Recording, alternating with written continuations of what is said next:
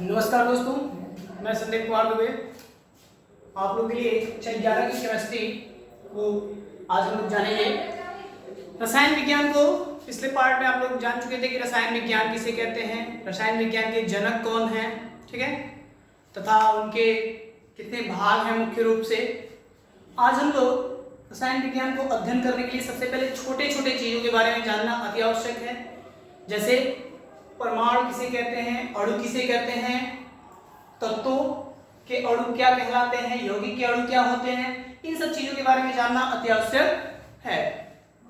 परमाणु किसे कहते हैं, ठीक है। तो परमाणु सभी तत्वों की एक रचनात्मक इकाई होती है। जैसा कि आप लोग बायोलॉजी में जानते हो कि किसी जीव की संरचनात्मक इकाई यानी कोशिका की संरचनात्मक इकाई क्या होती है, यानी एक कण किसी जीव की संरचनात्मक इकाई होती है। ठीक उसी प्रकार रसायन विज्ञान में परमाणु किसी तत्व की संरचनात्मक इकाई होती है।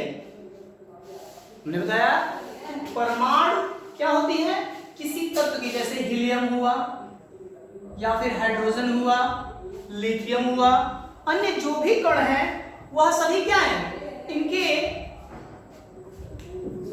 यानी अब हाइड्रोजन कितने परमाणुओं से मिलकर बना है, जो भी है, और इस कण के सभी परमाणु यानी हाइड्रोजन तत्व के जितने भी परमाणु हैं वह क्या होंगे, समान होंगे। क्या होंगे, यानी वह समान अणुओं से या परमाणुओं से मिलकर बना होता है, ठीक है, समान परमाणुओं से मिलकर बना होता है तथा यह एक प्रकार का सूक्ष्म कण होता है। क्या होता है, वह छोटा से छोटा कण, एक दूसरी परिभाषा दे सकते हैं परमाणु का कि वह छोटा से छोटा कण, किसी तत्व का वह छोटा से छोटा कण जो उनमें उपस्थित होता है वह परमाणु कहलाता है तथा यह एक संरचनात्मक इकाई होती है किसी तत्व की जो रासायनिक अभिक्रिया में भाग ले सकता है या फिर लेता है।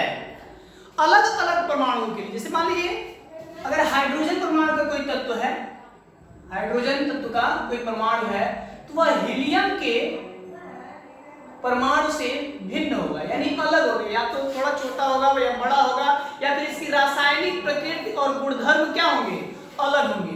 दोनों एक समान नहीं हो सकते, यानी दोनों एक समान नहीं हो सकते, अलग अलग होंगे, बिल्कुल अलग अलग होते हैं, वही क्या कहलाता है, परमाणु कहलाता है, ठीक है। इसकी परिभाषा हम दे सकते हैं,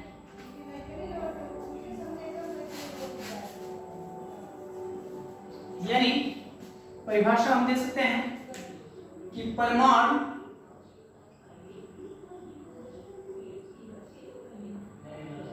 एक संरचनात्मक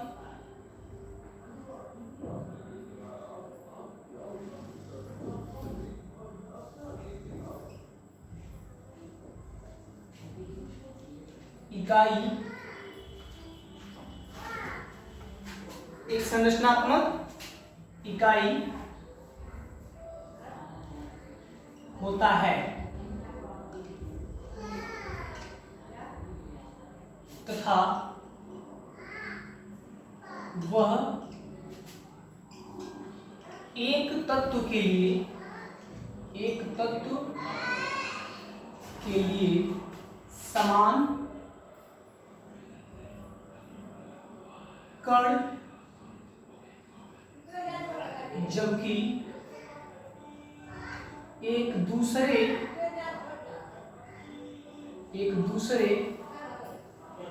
से भिन्न होते हैं। यह रासायनिक क्रिया में भाग लेते हैं, यानी परमाणु क्या है, किसी छोटे से छोटे एक सूक्ष्म कण होता है जो कि द्रव्य कणों की एक संरचनात्मक इकाई होती है। परमाणु यहाँ पे एक द्रव्य कणों की, ठीक है ना, परमाणु एक द्रव्य कणों की संरचनात्मक इकाई होती है जो वह सूक्ष्म कणों से मिलकर बनी होती है तथा वह एक तत्व के लिए यानी किसी तत्व के लिए समान कण जबकि दूसरे तत्व के लिए वह अलग होती हैं तथा वह रासायनिक प्रक्रिया में भाग लेते हैं, परमाणु कहलाते हैं। अब अणु किसे कहते हैं आइए जानते हैं। तो किसी तत्व अथवा यौगिक का वह सूक्ष्मतम कण किसी तत्व अथवा किसी तत्व, यहां पे लिख सकते हैं किसी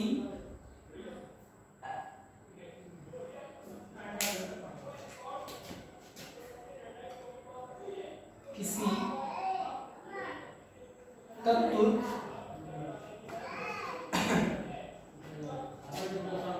अथवा या यौगिक का सूक्ष्मतम कण होता है, सूक्ष्मतम कण होता है, ठीक है, जो क्या करता है स्वतंत्र रूप से रहता है, यानी होता है जो स्वतंत्र रूप में रहता है। तो अणु को क्या होता है, यानी किसी तत्व का वह सूक्ष्मतम कण होता है जो क्या होता है अणु के बाहर या उनमें स्वतंत्र रूप से रहता है तथा जब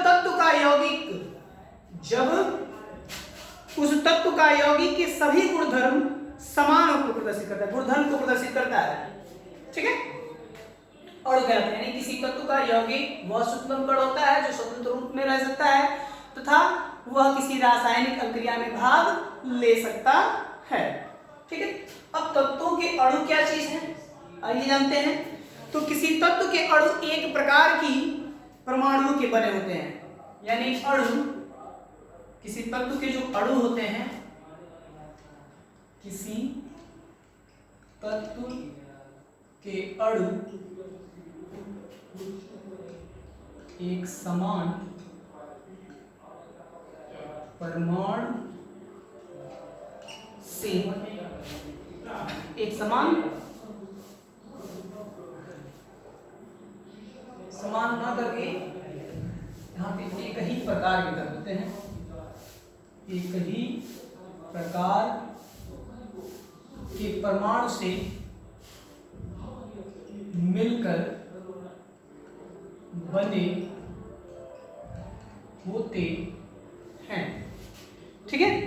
तो किसी तत्व के अणु एक ही प्रकार के परमाणुओं से मिलकर बने होते हैं तथा अनेक अणु या अनेक तत्व ऐसे भी होते हैं जो दो भिन्न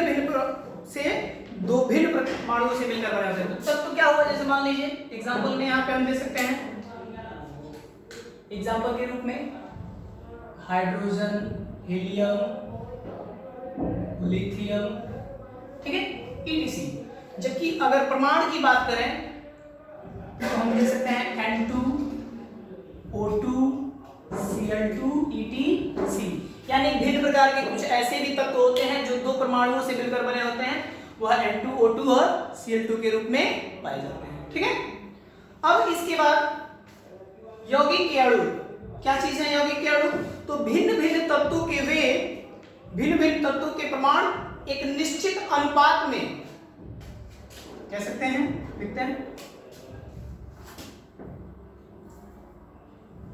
भिन्न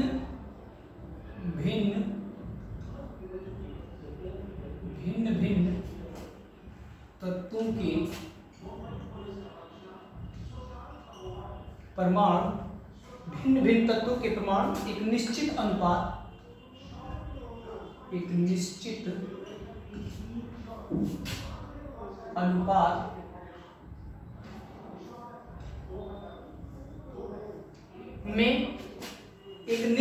अनुपात में या फिर अलग, ठीक है, एक निश्चित अनुपात में परस्पर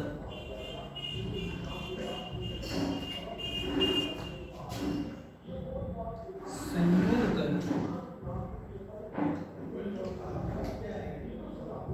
यौगिक का निर्माण करते हैं, यौगिक बनाते हैं। ठीक है, तो यहां पे आपको क्या बताया गया, यौगिक के अणु क्या बताया गया, यानी भिन्न भिन्न तत्वों के परमाणु एक निश्चित अनुपात में वह क्या करते हो, परस्पर संयोग कर या जुड़कर यौगिक के अणु निर्मित करते हैं, वही क्या कहलाते हैं, यौगिक के अणु कहलाते हैं। यानी अलग अलग तत्व मिलकर एक निश्चित परमाणु के एक निश्चित अनुपात में संयोग कर यौगिक का निर्माण करते हैं। जैसे NH3 एग्जांपल के रूप में NH3, ठीक है,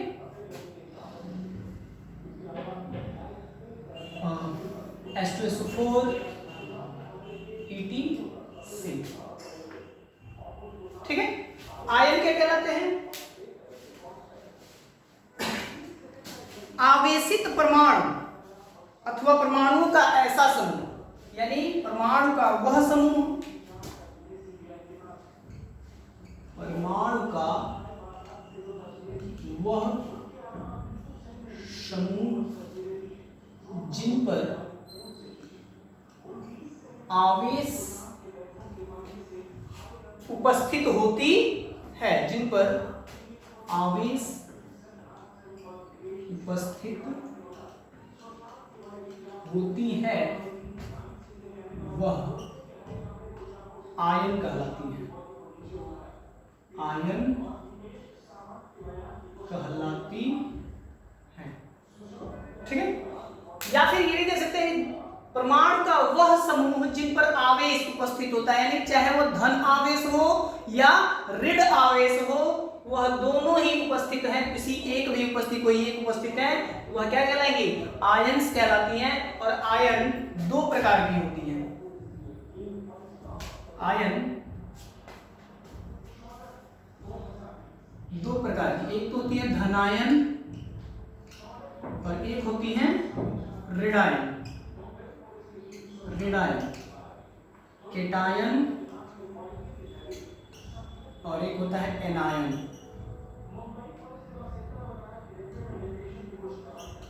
एनायन, ठीक है। केटायन यानी जिन पर परमाणु का वह रूप जिन पर धन आवेश पाया जाता हो, धन आवेश उपस्थित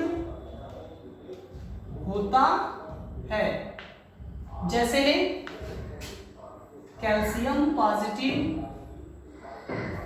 ठीक है, Li पॉजिटिव EtC। जबकि जिनमें ऋण आवेश उपस्थित होता है, उपस्थित होता है, वह ऋणायन, ऋणायन कहलाता है। जैसे में आपका SO4 negative, Cl negative EtC, ठीक है। तो अब परमाणु का वह समूह जिन पर क्या होते हैं, आवेश क्या हो, कोई भी नेट आवेश, एक निश्चित आवेश, चाहे वह धनायन हो या ऋणायन उपस्थित होती है, वह आयन कहलाती है। आयन दो प्रकार की होती है, धनायन और ऋणायन। तो जिन पे धन आवेश उपस्थित होता है वह धनायन, और जिन पे ऋण आवेश उपस्थित होता है वह ऋणायन कहलाते हैं। जैसे कैल्शियम, लिथियम और यहाँ पे सल्फेट यानी SO4 और क्लोरीन, ठीक है। अब परमाणु द्रव्यमान क्या कहलाता है, तो किसी परमाणु के द्रव्यमान को परमाणु द्रव्यमान कहते हैं। यानी कोई भी परमाणु है जिसपे, जैसे हमारे ये हाइड्रोजन परमाणु है, हाइड्रोजन परमाणु है या फिर हीलियम परमाणु है, इन पर जो भी आवेश या परमाणु आवेश पाए जाएंगे, परमाणु द्रव्यमान पाए जाएंगे, यानी किसी परमाणु के द्रव्यमान को ही क्या कहते हैं, उसका परमाणु द्रव्यमान कहते हैं। जो भी इनके भार, जैसे 1H1 है, 2He4 है, तो ये जो उपस्थित है यही क्या कहलाएगी, परमाणु द्रव्यमान कहलाती है। और यह किसके बराबर होती है, तो 1 AMU के बराबर होती है, यानी 1 AMU, ठीक है। और 1 AMU है क्या, तो ये A से एटॉमिक, M से मास, और यू से यूनिट, ठीक है। एक एटॉमिक मास यूनिट के बराबर क्या होती है? परमाणु द्रव्यमान होती है, ठीक है। एक एटॉमिक मास यूनिट का जो मान होता है वह लगभग 1.6 इंटू 10 टू द पावर 1.667 भी कर सकते हैं। लिख देते हैं यहाँ पे जो मान होता है एक एमयू बराबर 1.67 इंटू 10 टू द पावर 24 ग्राम, ठीक है। 10 टू द पावर 24 ग्राम होता है। यहाँ पे कोई चार्ज नहीं रहेगा, यहाँ पे कोई चार्ज नहीं रहेगा। -24 ग्राम होता है। तो ये प्रोटॉन के किसी परमाणु के एक एमयू एटॉमिक मास यूनिट के बराबर इसका क्या होता है? परमाणु द्रव्यमान होता है। नेक्स्ट पार्ट में आपको हम द्रव्यमान संख्या क्या होती है, परमाणु क्रमांक किसे कहते हैं, समस्थानिक, समन्यूट्रॉनिक, समप्रोटॉनिक, तथा उसके बाद हम लोग मॉडल्स कुछ पढ़ेंगे, ठीक है। अगर अच्छा लगा हो तो लाइक कीजिए, सब्सक्राइब कीजिए। धन्यवाद।